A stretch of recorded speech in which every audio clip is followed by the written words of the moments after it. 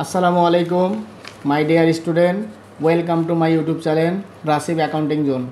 আমরা নেক্সট দিন আলোচনা করেছিলাম ক্রয় ফেরত এবং সম্পত্তি ক্রয় সংক্রান্ত জাবেদা নিয়ে। আজকে আমরা তোমাদেরকে বলেছিলাম যে আমি তোমাদেরকে পণ্য বিক্রয় সংক্রান্ত জাবেদা নিয়ে আলোচনা করব। আজকে আমরা পণ্য বিক্রয় সংক্রান্ত জাবেদা নিয়ে আলোচনা করব। তোমরা যদি ক্রয় সংক্রান্ত জাবেদা, পণ্য ক্রয় সংক্রান্ত জাবেদা এবং সম্পদ ক্রয় সংক্রান্ত জাবেদা সম্পর্কে যদি তোমাদের খুব আইডেন্টিফাই ভালো করে থাকে, তাহলে পণ্য বিক্রয় সংক্রান্ত জাবেদা নিয়ে আর কোনো প্রবলেম হবে না আশা করি। আমি যেমন সেদিন তোমাকে জাবেদা লিখে দিয়েছিলাম, পণ্য ক্রয় করলে তোমরা ক্রয় হিসাব চোখ বন্ধ করে ডেবিট লিখবে বলেছিলাম।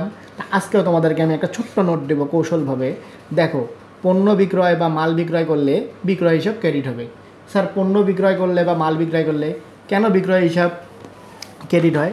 দেখো, আমি 2 নম্বর নোটে লিখছি, কারণ মাল বিক্রয় বা পণ্য বিক্রয় করলে আয় বৃদ্ধি পায়। মাল বিক্রয়ের আরেকটা নাম হচ্ছে পণ্য বিক্রয়। তাহলে পণ্য বিক্রয় করলে আয়, অ্যাকাউন্টিংয়ের ভাষায় আয় বৃদ্ধি পায়, আর আয় বৃদ্ধি পেলে হয় ক্রেডিট। এই কারণে বিক্রয় হিসাব ক্রেডিট। তাহলে তোমরা পণ্য বিক্রয় করলে চোখ বন্ধ করে বিক্রয় হিসাব ক্রেডিট লিখে দেবে। মনে রাখবা, আমাদের জাবেদা করার সময় সর্বপ্রথম আগে ডেবিট করতে হয়, তারপরে ক্রেডিট করতে হয়।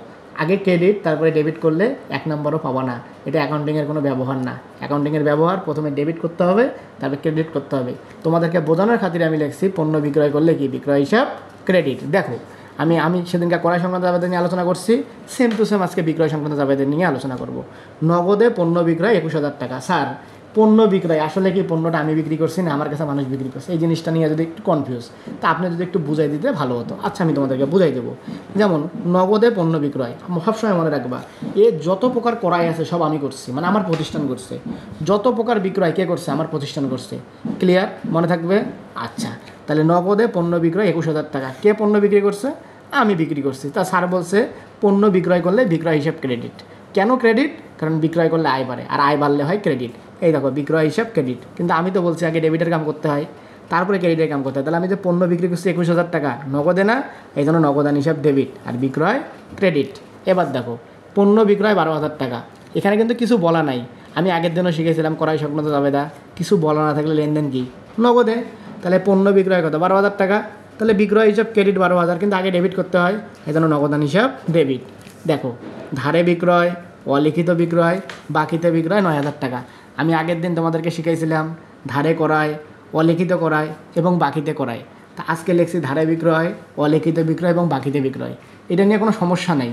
তুমি বিক্রয় করলে আয় হবে, আর আয় বাড়লে হয় ক্রেডিট। এই দেখো, বিক্রয় হিসাব ক্রেডিট। তাহলে স্যার ডেবিট কী হবে?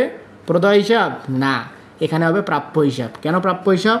কারণ আমি যেদিন এর আগের বার ক্রয় সংক্রান্ত জাবেদা আমরা যখন করছিলাম, তখন আমরা পণ্য ক্রয় করছিলাম কার কাছ থেকে? মানুষের কাছ থেকে, বাকিতে।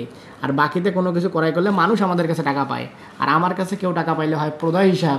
আর আমি যদি কারো কাছে পাই বা আমার প্রতিষ্ঠান কারো কাছে পাই, তাহলে হয় প্রাপ্য হিসাব।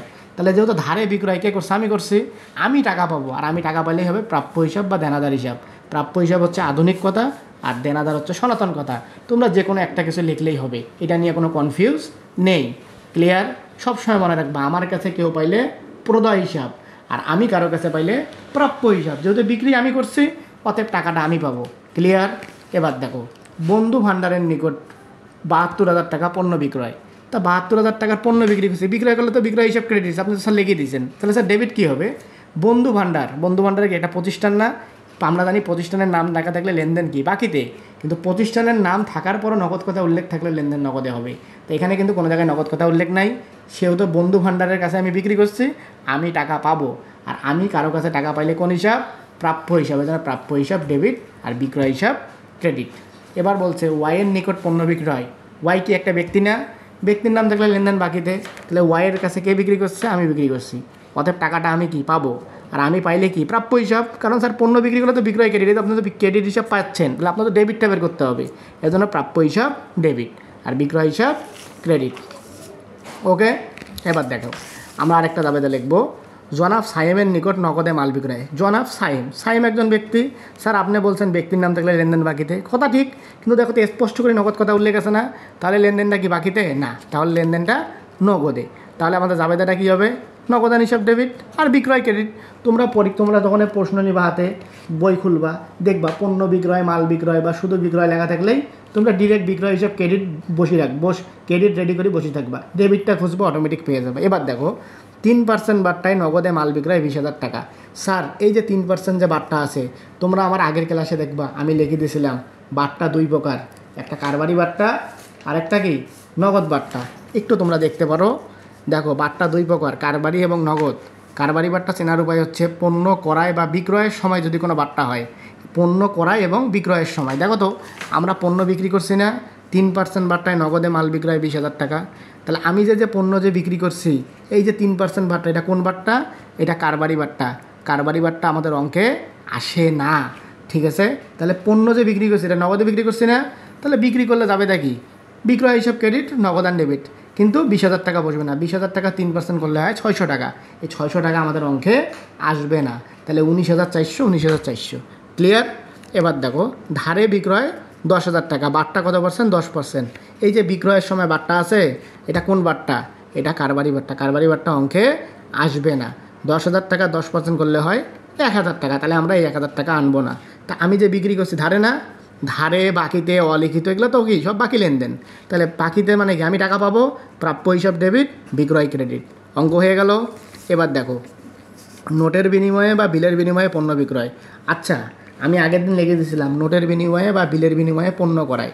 তা আমি বলছিলাম নোট বা বিল লেখা থাকলে ক্রয় সংক্রান্ত যাবে দেয় প্রদায় হিসাব বা প্রদায় হিসাব লেখা যাবে না, লিখতে হবে প্রদায় নোট বা প্রদায় বিল। তো এখানেও কিন্তু সেম একই জিনিস। তা প্রদায় এখানে প্রদায় লেখা যাবে না, কেন? এখানে প্রাপ্য লিখতে হবে, কারণ এখানে নোটের বিনিময়ে বা বিলের বিনিময়ে পণ্য আমি বিক্রি করছি। যেহেতু আমি বিক্রি করছি সেহেতু ওই ব্যক্তি আমার কাছে একটা নোট হিসাবে কিছু রেখে গেছে, এটা কিন্তু লিখিত দলিল, এগুলো অলিখিত দলিল না। ক্লিয়ার? তাহলে যাবেটা কী হবে? প্রাপ্য নোট বা প্রাপ্য বিল ডেবিট আর বিক্রয় ক্রেডিট। তোমরা সবসময় আইডেন্টিফাই করবা স্যার বিক্রয় করলে বিক্রয় ক্রেডিট, তো ডেবিটটা কী হবে? অটোমেটিক সাজাবা। তাহলে অবশ্যই বিক্রি আমি করছি, টাকা আমি পাবো। সবসময় একটা কথাই মনে রাখবো, আমি আবারও বলি, আমি কারো কাছে পাইলে প্রাপ্য হিসাব, আমার কাছে কেউ পাইলে প্রদায় হিসাব।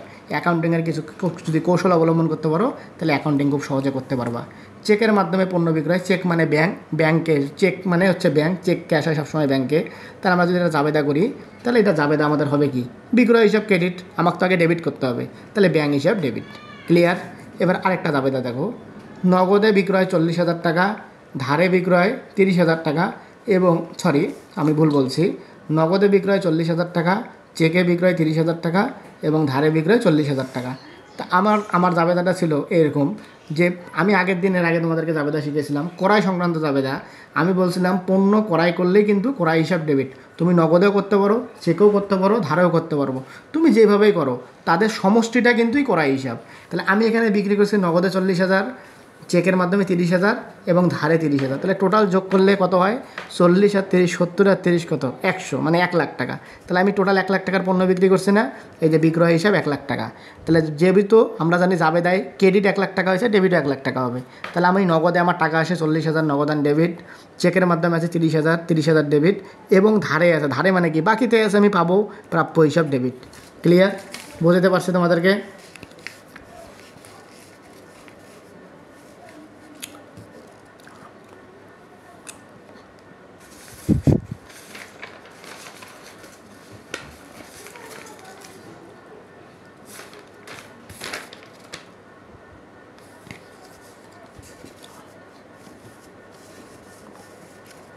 তা আজকে আমাদের বিক্রয় সংক্রান্ত জাবেদা এগুলোই ছিল।